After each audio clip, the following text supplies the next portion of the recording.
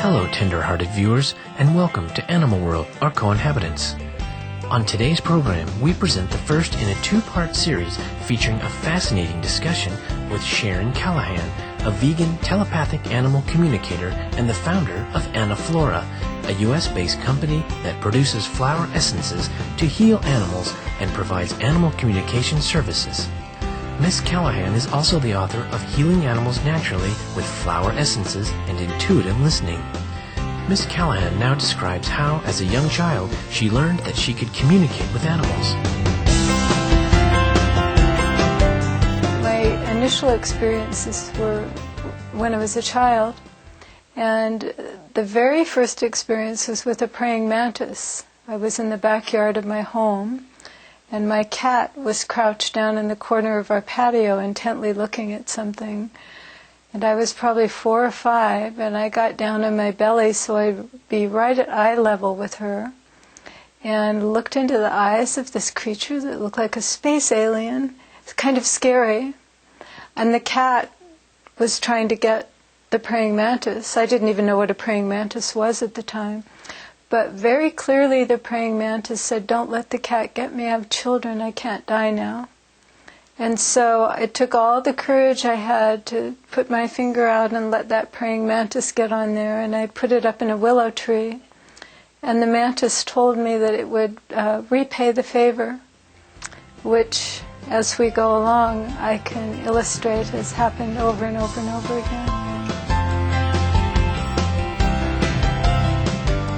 As Sharon Callahan grew up and became busy with everyday life, she gradually stopped communicating with animals.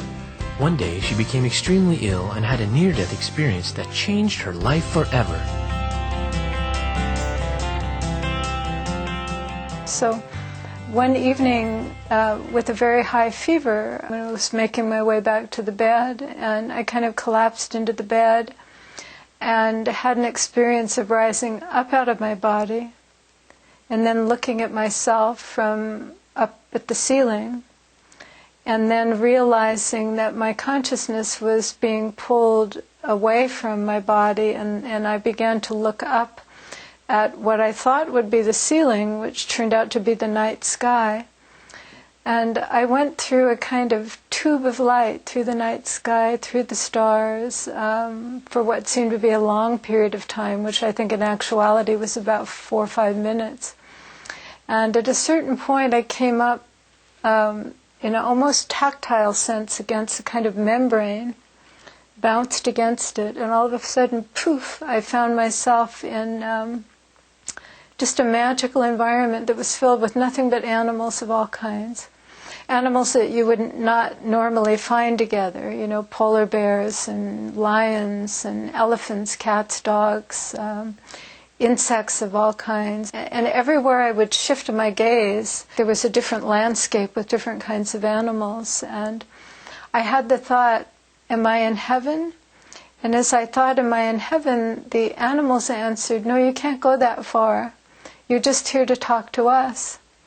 And so in the course of what seemed like a very long time, the animals instructed me on ways in which my life had become kind of misguided or off track, and that I was to go back to Earth, and that they would help me go back, and that when I got back I was to become a voice for the animals, and that I would make a kind of healing elixir for animals that would help to heal them and to heal the people that they lived with. And one of the animals in this experience was an all-white cat with a blue and yellow eye. And so having met my cat Lotus Moon, you can see that here 25 years later she showed up, and in the near-death experience she told me she was the cat that was coming to me in the future. So then at the culmination of this experience, the animals led me back to this tube of light, and they sent me back through the tube with a blessing, and I moved back through the stars and into my room, and I could view my body in the bed thinking, oh, how pathetic she looks, I better get in there quick.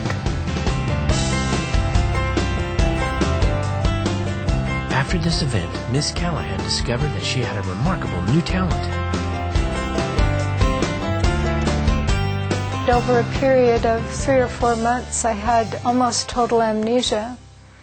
And it was during that period of amnesia, I was very childlike, so I would go out into the forest behind my house, and I was just overcome with this urge to take bowls of water out and float the flowers in them. And I didn't know a rose from a buttercup, so it wasn't done at all from a mind level, but I was directed by Spirit simply to do these things and to literally listen to the spirits of the plants talk to me.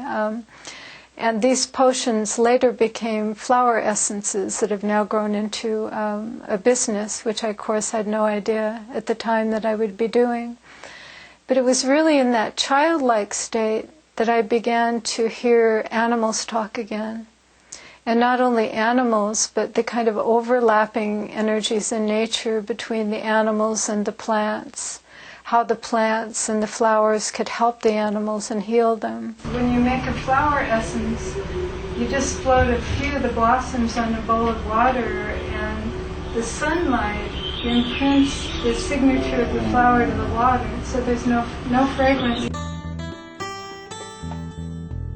News about Sharon Callahan and her extraordinary ability to heal animals with flower essences spread quickly, and it was not long before her tinctures were in great demand. As I progressed, I met my partner, who is still with me 25 years later, and he began to take notes and photographs of the plants as I went along, and so created a kind of diary of what I was doing, which became this book eventually. And really, literally, with no effort on my part, people began to contact me about their animals, and I began to give them flower essences, and more people came, and at first the essences were the more popular thing.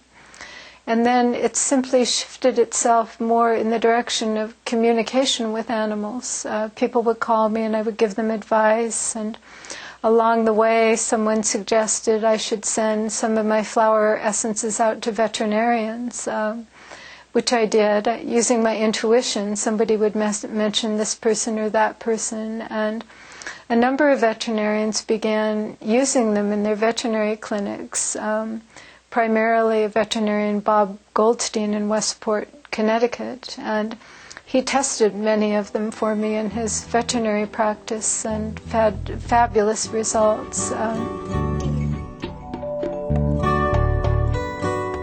Miss Callahan has developed a wide variety of flower essences. Some help cats overcome their avoidance of litter boxes. Others soothe nervousness in dogs and cats. How does she create these remedies? All of the flowers that went in the particular formulas and the names that would simply come to me without any thought. So the first formula that was made was called Return to Joy, which is still the most popular of all the Anaflora essences. And it's simply to relieve animals of the suffering that they've incurred at the hands of people, whether that suffering arises out of the collective consciousness or their own personal experience. But a lot of my time is spent making special flower essence formulas for individuals, which is really my main thing that I love to do, because they all are uniquely individual. Miss Callahan is grateful for even the smallest of God's creatures. She recalls a loving gift once received from a spider. I mean, they're the weavers of life. They do these incredible webs. When I was in the writing phase after I was sick, I had my computer set up at a window in the autumn, and there was an odd-looking white spider that appeared on the outside of the window. And every day when I would write, she would kind of drop down on her web there, kind of right at my eye level. And I just kind of fell in love with her. And then I had a little Buddha statue on one side of the windowsill on the inside, and I found that she would gravitate over there. And I ended up making a whole little altar for her along that window ledge. And so she'd drop down every day at my eye level and say hello. And she'd drop down and she'd look at the altar. And then after about 3 months, I came to my computer and she wasn't there. And honestly, it was one of the most devastating moments of my life. I mean, I've been through a lot of difficult things, but it just was heart-wrenching. I ran outside, I looked everywhere, the web was gone, probably from the wind, and she was gone. But she gave me an incredible gift, because one thing that I realized when she would drop down there and she continued to make this web that was so intricate and exacting, was that she was helping me kind of retrain my brain to think and calculate and organize things, which had all kind of disappeared with the Lyme disease, which actually affected me neurologically. So I connected with her through dreams. I would go to sleep at night and ask her to please connect with me and let me know she was all right. And she said, "Oh, certainly I'm fine. I've just gone on because I came in to do my job. I got you organized and you're organized now and I'm fine, don't worry." So the tiniest little creature like that can have the most tremendous gift for us. And even when we notice an animal or an insect in our day-to-day life, we tend to look and we might greet it with respect, but then we forget. And maybe it's actually showing up over and over again and we're not aware enough. So gifts galore, they're everywhere.